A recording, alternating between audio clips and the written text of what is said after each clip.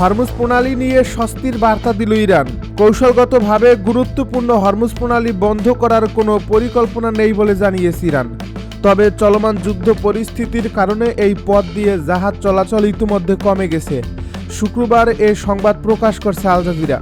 ইরানের সেনাবাহিনীর একজন মুখপাত্র বলেছেন, হরমুজ প্রণালী খোলা থাকবে, তবে যুক্তরাষ্ট্র ও ইসরায়েলের জাহাজে হামলা করা হবে।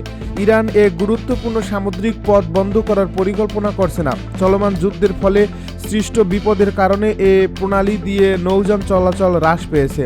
তিনি বলেন, আমরা হরমুজ প্রণালী অতিক্রম করতে ইচ্ছুক কোনো জাহাজকে বাধা দেব না, তবে নিজেদের নিরাপত্তার দায়িত্ব ওই জাহাজ কর্তৃপক্ষের। ইরানের সেনাবাহিনীর এ মুখপাত্র আরও বলেন, যদি জায়নবাদী ইসরায়েল ও আমেরিকার যে কোনো জাহাজ হরমুজ প্রণালী অতিক্রম করার চেষ্টা করে, তবে আমরা ওই জাহাজে আক্রমণ করব। বিশ্ব বাণিজ্যের জন্য অত্যন্ত গুরুত্বপূর্ণ এই জলপথ দিয়ে প্রতিদিন বিপুল পরিমাণ তেল ও গ্যাস পরিবহন করা হয়। এর ফলে এখানে উত্তেজনা বাড়লে বৈশ্বিক জ্বালানি বাজারেও বড় ধরনের প্রভাব পড়তে পারে বলে মনে করছেন বিশ্লেষকেরা। সবচেয়ে বড় রণতরীকে ভূমধ্যসাগর থেকে লোহিত সাগরে নিয়ে যাচ্ছে যুক্তরাষ্ট্র। নিজেদের সবচেয়ে বড় রণতরী ইউএসএস জেরাল্ড ফোর্ডকে ভূমধ্যসাগর থেকে লোহিত সাগরে নিয়ে যাচ্ছে যুক্তরাষ্ট্র। শনিবার এ তথ্য জানিয়েছে কাতার ভিত্তিক সংবাদ মাধ্যম আল জাজিরা।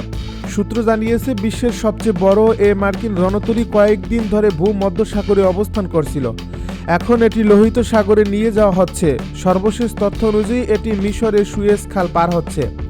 গত জানুয়ারিতে ভেনেজুয়েলার প্রেসিডেন্ট নিকোলাস মাদুরোকে অপহরণ করতে ইউএসএস জেরাল্ড ফোর্ডকে ব্যবহার করেছিল যুক্তরাষ্ট্র। এরপর ইরানে হামলার জন্য এটিকে ভূমধ্যসাগরে আনা হয়। ওই সময় এটি ইসরায়েলের হাইফা বন্দরে নোঙর করেছিল। তৃতীয় দফায় মিসাইল ছুড়ল ইরান, ইসরায়েল জুড়ে বাজল সাইরেন। দখলদার ইসরায়েলকে লক্ষ্য করে তৃতীয় দফায় মিসাইল ছুড়ছে ইরান। বাংলাদেশ সময় শনিবার 2টার দিকে ইসরায়েলি সংবাদ মাধ্যম জানায়, ইরান থেকে নতুন মিসাইল ছোড়া হয়েছে। তারা জানিয়েছে, স্থানীয় সময় শুক্রবার সন্ধ্যা থেকে এখন পর্যন্ত 3বার মিসাইল হামলা চালিয়েছে ইরান। নতুন মিসাইলের প্রভাবে ইসরায়েলের মধ্যাঞ্চল ও দখলকৃত পশ্চিম তীরে সতর্কতামূলক সাইরেন বাজছে। যুক্তরাষ্ট্রের মূল প্রতিরক্ষা রাডার ধ্বংস করে দিল ইরান। ইরানের হামলায় যুক্তরাষ্ট্রের একটি গুরুত্বপূর্ণ সামরিক রাডার ধ্বংস হয়েছে। এই রাডারটি উপসাগরীয় অঞ্চলে মার্কিন ক্ষেপণাস্ত্র প্রতিরক্ষা ব্যবস্থার জন্য খুবই গুরুত্বপূর্ণ ছিল। এর মূল্য প্রায় $300 মিলিয়ন। একজন মার্কিন কর্মকর্তা জানান, জর্ডানের মুয়াফাক সালতি বিমান ঘাঁটিতে থাকা এই রাডার ধ্বংস হয়েছে। যুদ্ধের শুরুর দিনগুলোতে এই হামলাটি হয়।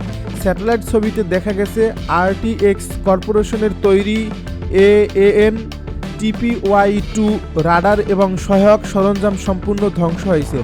এই রাডারটি যুক্তরাষ্ট্রের থার্ড ক্ষেপণাস্ত্র প্রতিরক্ষা ব্যবস্থার জন্য ব্যবহার করা হয়।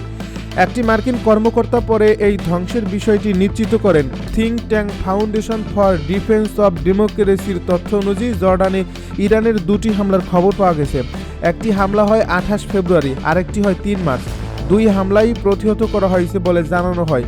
ফাউন্ডেশন ফর ডিফেন্স অব ডেমোক্রেসির centre on military and political power উপপরিচালক রায়ান ব্রোবস্ট বলেন, সফল হয়ে থাকলে ইরানের থার্ড হামলাটা এখন পর্যন্ত তাদের সবচেয়ে সফল হামলার একটি হয়ে থাকবে। থার্ড বা টার্মিনাল হাই অল্টিটিউড এরিয়ার ডিফেন্স ব্যবস্থার কাজ হলো আকাশের উচ্চ স্তরে ব্যালিস্টিক ক্ষেপণাস্ত্র ধ্বংস করা। এটি প্যাট্রিয়টের মতো স্বল্প পাল্লার ব্যবস্থার চেয়ে কঠিন হুমকি মোকাবিলা করতে পারে। AN/TPY-2 রাডারটি এখন কাজ না করায় ক্ষেপণাস্ত্র প্রতিরোধের দায়িত্ব বেশি পড়বে প্যাট্রিয়ট ব্যবস্থার উপর, কিন্তু PAC-3 ক্ষেপণাস্ত্রের মজুত ইতিমধ্যে কমে গেছে। বিশ্বজুড়ে যুক্তরাষ্ট্রের মোট 8টি থার্ড ব্যবস্থা রয়েছে। এর মধ্যে দক্ষিণ কোরিয়া ও গুয়ামায়ও রয়েছে। প্রতিটি ব্যাটারির দাম প্রায় $1 বিলিয়ন, আর এর মধ্যে রাডারের দামই প্রায় $300 মিলিয়ন।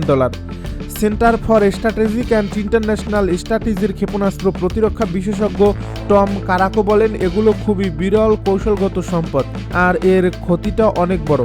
একটি থার্ড ব্যাটারিতে 90 জন সেনা থাকে। এতে 6টি ট্রাফিক ভিত্তিক লঞ্চার থাকে। প্রতিটি লঞ্চারে 8টি করে মোট 48টি ইন্টারসেপ্টর থাকে। একটি TPY-2 রাডার থাকে।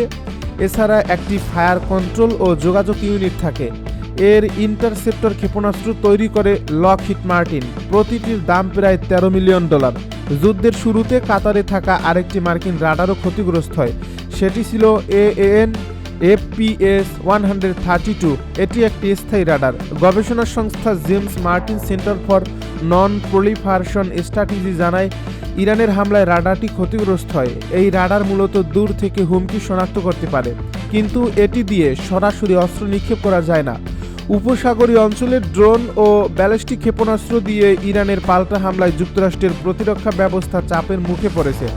অনেক সময় এসব ব্যবস্থা হুমকি সামাল দিতে হিমশিম খাচ্ছে।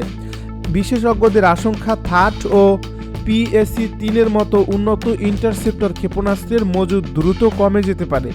এই পরিস্থিতিতে শুক্রবার যুক্তরাষ্ট্রের হোয়াইট হাউসে প্রতিরক্ষা কোম্পানিগুলোর সঙ্গে বৈঠক হয়েছে। এতে লকহিড মার্টিন, RTX এর প্রতিনিধিরা ছিলেন। পেন্টাগন এখন দ্রুত অস্ত্র উৎপাদন বাড়াতে চাপ দিচ্ছে। মার্কিন ঘাঁটিতে ব্যাপক হামলায় ইরানকে গোয়েন্দা তথ্য দিচ্ছে রাশিয়া। চলমান যুদ্ধে মধ্যপ্রাচ্যে মার্কিন সামরিক স্থাপনাগুলোর অবস্থান সম্পর্কিত গোয়েন্দা তথ্য ইরানকে দিচ্ছে রাশিয়া। এতে উপসাগরীয় অঞ্চলে মার্কিন বাহিনীর উপর হামলার পরিকল্পনা করতে তেহরানের জন্য সুবিধা হচ্ছে। বিষয়টি সম্পর্কে অবগত মার্কিন কর্মকর্তাদের বরাতে এমন তথ্য জানিয়েছে দ্য ওয়াশিংটন পোস্ট। এই প্রতিবেদন অনুযায়ী সংঘাত শুরু হওয়ার পর থেকেই রাশিয়া ইরানকে মধ্যপ্রাচ্যে থাকা মার্কিন সামরিক সম্পদের অবস্থান সম্পর্কে তথ্য দিচ্ছে। এর মধ্যে মার্কিন যুদ্ধজাহাজ, সামরিক বিমান ও বিভিন্ন ঘাঁটির অবস্থানও রয়েছে। একজন মার্কিন কর্মকর্তা বলেন, এই সহায়তা বেশ বিস্তৃত একটি প্রচেষ্টা বলেই মনে হচ্ছে।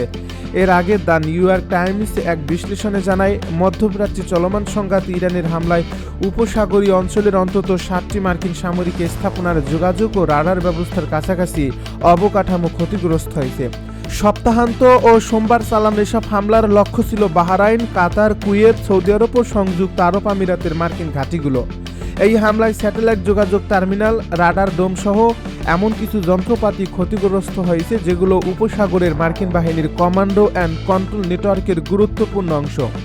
এই বিশ্লেষণে প্রশ্ন উঠেছে, কিভাবে ইরান এত নির্ভুলভাবে বিভিন্ন দেশে থাকা সংবেদনশীল মার্কিন স্থাপনাগুলোকে লক্ষ্যবস্তু করতে পারছে। ওয়াশিংটন পোস্টের প্রতিবেদনে বলা হয়, রাশিয়ার দেওয়া গোয়েন্দা তথ্য ইরানকে এই হামলার পরিকল্পনা করতে সহায়তা করছে। কর্মকর্তাদের মতে, যুদ্ধ শুরুর এক সপ্তাহেরও কম সময়ের মধ্যে মার্কিন বাহিনীর অবস্থান শনাক্ত করার ক্ষেত্রে ইরানের নিজস্ব সক্ষমতা কিছুটা ক্ষতিগ্রস্ত হয়েছে। এর ফলে বাইরের গোয়েন্দা তথ্য তেহরানের জন্য আরও গুরুত্বপূর্ণ হয়ে উঠেছে। তবে ইরানের ঘনিষ্ঠ সম্পর্ক থাকা সত্ত্বেও চীন এই সংঘাতে তেহরানকে কোনো সামরিক সহায়তা দিচ্ছে বলে ইঙ্গিত পাওয়া যায়নি। বিশ্লেষকদের মতে, রাশিয়ার সঙ্গে ইরানের প্রতিরক্ষা সহযোগিতা চীনের তুলনায় অনেক বেশি। 2022 সালে রাশিয়ার প্রেসিডেন্ট ভ্লাদিমির পুতিন ইউক্রেনে পূর্ণমাত্রার অভিযান শুরুর পর থেকে তেহরান মস্কোর অন্যতম গুরুত্বপূর্ণ অংশীদার হয়ে ওঠে। ইরান রাশিয়াকে এমন প্রযুক্তি দিয়েছে যার মাধ্যমে কম খরচের আক্রমণাত্মক ড্রোন তৈরি করা সম্ভব হয়েছে। এসব ড্রোন ইউক্রেনের বিভিন্ন শহরে হামলায় ব্যবহার করা হয়েছে এবং কিয়েভের আকাশ প্রতিরক্ষা ব্যবস্থার উপর চাপ সৃষ্টি করছে। এ বিষয়ে অবগত এক মার্কিন কর্মকর্তা বলেন, রাশিয়ানরা খুব ভালোভাবেই জানে আমরা ইউক্রেনকে কী ধরনের সহায়তা দিচ্ছিলাম, তাই কিছুটা প্রতিশোধ নেওয়ার সুযোগ তারা পেয়ে খুশি হয়েছে। অন্যদিকে যুক্তরাষ্ট্র ও ইসরায়েলের সমন্বিত হামলার পরও ইরান পিছু হটার কোনো লক্ষণ দেখাচ্ছে না। গত এক সপ্তাহে তেহরান সামরিক স্থাপনা, কূটনৈতিক মিশন এবং জ্বালানি অবকাঠামোতে হামলা চালাতে ওয়াশিংটন ও তার আঞ্চলিক মিত্রদের উপর চাপ বাড়ানোর চেষ্টা করছে। সবচেয়ে আলোচিত হামলাগুলোর একটি ছিল কাতারের আল উদেইদ এয়ারবেস, যা মধ্যপ্রাচ্যে যুক্তরাষ্ট্রের সবচেয়ে বড় সামরিক ঘাঁটি। এছাড়া রিয়াদ ও কুয়েতে অবস্থিত মার্কিন দূতাবাসও ইরানি ড্রোন আঘাত এনেছে। সৌদি আরব ও কাতারের তেল ও গ্যাস অবকাঠামোতেও একাধিক হামলা চালানো হয়েছে। এদিকে মার্কিন প্রেসিডেন্ট ডোনাল্ড ট্রাম্প বলেছেন, এই যুদ্ধ কতদিন চলবে সে বিষয়ে তার কোনো সময়সীমা নেই। উভয় পক্ষই মনে করছে শেষ পর্যন্ত প্রতিপক্ষই আগে নতি স্বীকার করবে। বিশ্লেষকদের মতে, যদি রাশিয়ার গোয়েন্দা সহায়তা অব্যাহত থাকে তাহলে উপসাগরীয় অঞ্চলে মার্কিন লক্ষ্যবস্তুতে ইরানের হামলা আরও ঘন এবং আরও প্রাণঘাতী হয়ে উঠতে পারে।